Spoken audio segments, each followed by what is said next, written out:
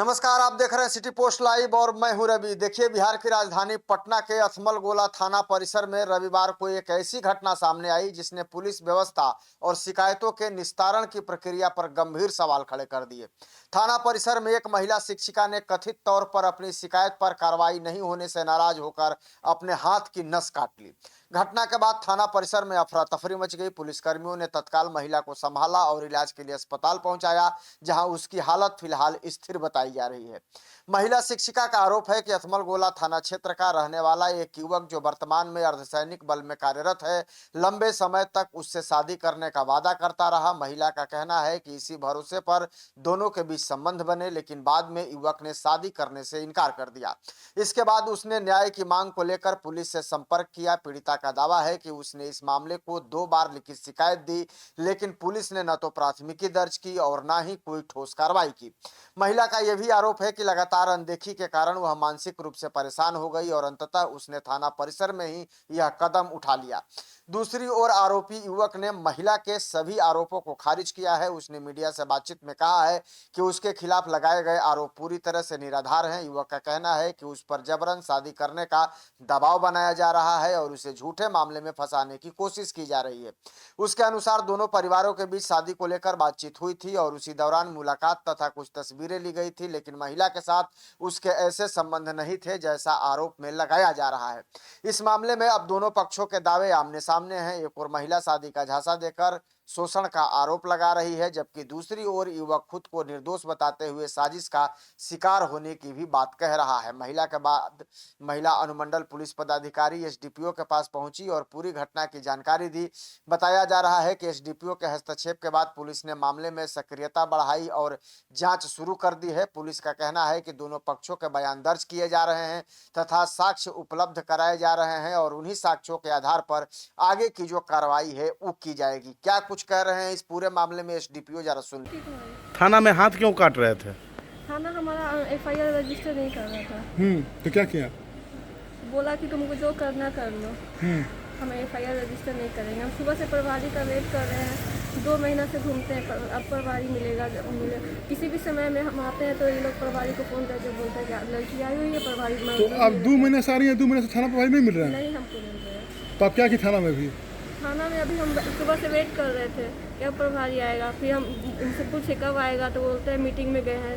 तो कौन सी मीटिंग में गए, कब मीटिंग खत्म होगा, तो बोलते हैं कि हमें नहीं मालूम, हमें बता के नहीं गए। तो आप हाथ कट ली हैं? तो बोला तुमको जो करना कर लो। तो हम यहीं से सुसाइड करके जाते। जब हमें इंसाफ ही नहीं मिलेगा तो हमें जीने का क्या है? मामला क्या है? मामला ये कि मंजीत कुमार एक लड़का है इसी बिजरू गांव का, वो यौन शोषण किया, शादी का झांसा देकर अब शादी से इनकार कर दिया। तो शादी कर लिया लड़का? अभी दूसरे लड़की से एंगेजमेंट किया, शादी नहीं किया है। और आप क्या करती हैं? हम एक टीचर हैं। कहाँ पर? यही बेगूसराय में। बेगूसराय में। और घर आपका कहाँ है? गया। हाँ। तो क्या गया थाना में भी लिखित आवेदन दी थी क्या आप? जी, गया में नहीं दिए थे, लेकिन जहाँ का घटना स्थल है वहाँ गए थे देने के लिए। कहाँ? जमशेदपुर, टाटा नगर। तो लड़का के साथ जमशेदपुर गई थी? लड़का के साथ नहीं गए थे, हम अकेले गए थे आवेदन देने के लिए। तो 70-80% वहाँ बोला कि घटना स्थल आपका वही है, बिहार का है, आप बिहार में जाके आवेदन दीजिए। तो बिहार में हम जब आवेदन देते हैं तो बोलता है कि आपके साथ क्राइम हुआ है टाटा नगर। वहाँ जाके बोलते हैं तो बोलता है कि आप लड़की हैं, गया से है, मतलब बिहार से हैं, लड़का भी बिहार से है, तो आवेदन आप यहाँ कैसे एक्सेप्ट कर सकते हैं? तो अभी तो थाना में कहा गया कि आवेदन लिख के दीजिए। ये 0 एफआईआर करने के लिए तैयार है। हमें 0 एफआईआर नहीं करवाना, फिर वहाँ हमें कंफर्म करवा दे कि अगर हम यहाँ से 0 एफआईआर होता है तो जमशेदपुर टाटा नगर मेरा एफआईआर रजिस्टर करता है।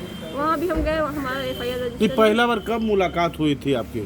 जी, हमारा अरेंज मैरिज हुआ था, पापा अरेंज लगवाए थे। शादी भी हुई है? शादी नहीं, एंगेजमेंट हुआ था। 5 कब हुई थी? 5 सितंबर को। 5 सितंबर कब? ईयर 2025। उसके बाद भेंट हुई थी उनसे?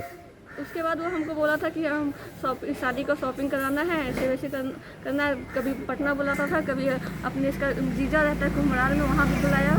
तो बिना परिवार को जानकारी दिए आप लोग? हम जानकारी दिए थे, पापा बोले थे ठीक है शादी होने वाली, चले जाओ। अब पापा भी अब हमारे नहीं रहे। लड़का कहाँ पोस्टेड है? लड़का रायपुर में है। रायपुर में? अच्छा, पैसा का क्या मामला आ रहा है कि 2 लाख मांग रही है, 5 लाख मांग रही है? नहीं, हम कोई पैसा डिमांड नहीं किए हैं, हमको बस फंसाया जा रहा है कि हम पैसा डिमांड किए हैं किसी से।